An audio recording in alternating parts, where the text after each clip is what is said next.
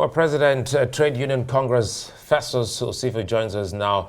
Good to see you, Festus, and thanks as always. For the Trade Union Congress, how is this being handled? Yes. Good evening, Sulai. Good evening, Nigerians. As you could see a while ago and just shown in your program, there was a joint press briefing today by the NLC and TUC. You know, the NLC side was led by one of the deputy presidents, and the TUC side was also represented by the deputy president, one of TUC, who is also the president of Association of Senior Civil Servants, where we made that joint position known. For us, what has happened clearly in Imo is totally unacceptable. This has never happened in trade union movement in Nigeria, where you have the president of a center brutalized the way Comrade Ajaero was brutalized. We reject this vehemently. And by the end of that ultimatum, if every single thing we stated in that document is not met, then we are going to come out and protest this vehemently, because this is wrong. Comrade Ajaero was not in Owerri to further his personal interest. Comrade Ajaero was not in Owerri to do things, to push his own selfish interest. He was there to defend the right of workers. You cannot, as a government, declare 11,000 workers as ghost workers. You cannot, as a government, withhold the pay of several workers in your state. And now you have the NLC president leading the delegation to that state to fight for the rights and the plight of workers. And at the end of the day, you have a governor who unleashed his talks, and you have the police who also unleashed mayhem on someone who has been fighting for the cause of Nigerians. We will not accept this in any way. We will not. How would you react to the governor of Imo State when he says that Joe Ajaero is mixing, labor issues with politics? As a matter of fact, they're questioning what business he had in Imo State. What do you make of that particular statement?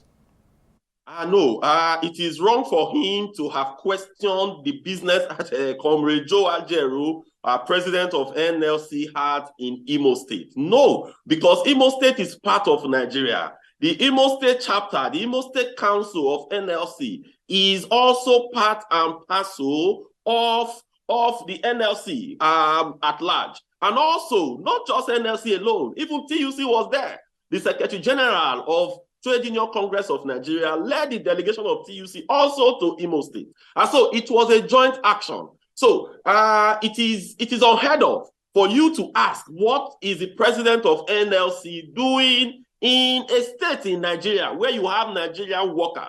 I think anybody that is asking that does not really understand the modus operandi. And again, I think what you should ask him, Governor Hope Uzodinma, was that he has signed several communiques with the workers. He has signed several communiques with the NLC and TUC. He should bring that communique and show it to Nigerians and tick the items that he has closed out in the communique he signed. So if he brings that communique today and he has achieved even 10% of what is in that communique, he will have justification to talk. But as I can tell you, a lot of things in that communique that he signed, maybe we'll forward it to you. Okay. A lot of things in that communique that he signed, he has not implemented a single of them. So let me quickly... For him, it's very easy in Nigeria for you to say everything is politics. It's very easy. Okay, let me bring in this. Perhaps this is not politics. Festus, sorry to cut you there. Perhaps this is not politics. What we're dealing with at this moment, you were talking about the laws and labor laws. These are rights, issues of rights of an individual, the labor president, the labor union president being breached. Isn't this something that shouldn't call for a strike action, an industrial action rather? If he's hard done by, or the labor, they can actually go to court. Yes, so the way we react, it depends on the direction that we are given by our organs. Like as we have said, Festus Osifo or Comrade Joe Ajaero cannot so motu declare a strike in Nigeria. We have organs. So we will take it to our organs. So the line of action that we are going to take is going to be is going to be directed from our respective organ. That is why in the early course of next week, we are going to have our organs meeting to take the next line of action. And a nationwide strike is not also ruled out of it. Because for us, once you beat a child, you cannot determine how that child will cry. The issue of Imo has been there. We have called on all relevant agencies. They have refused to listen. And now the CP of Imo was also the same person that led the mayhem that happened in Adamawa during last election. So what that means is that anywhere they want to perpetrate crime, they will pick some of those CPs and send them there.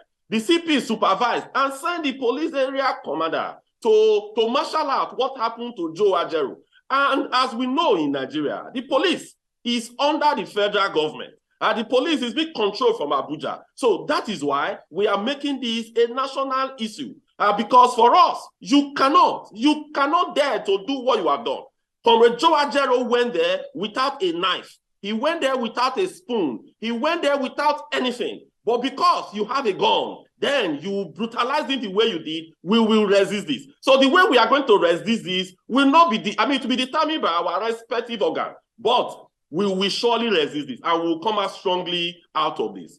All right, two issues very quickly. The Imo State governor insists that no worker or pensioner is owed in Imo State, at least since 2020, and so there was no need for any protest in the first place. As a matter of fact, he underscores the fact that the NLC chapter in Imo, has distanced itself from the planned protest.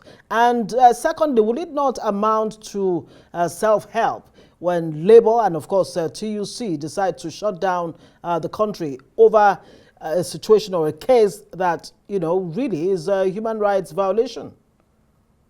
Yes, like as I have said, the Imo State governor can say anything. What I would want you to ask the Imo State governor is that he should go and bring the communique he signed with the workers. Very simple. He should go and bring the communique he signed with the workers.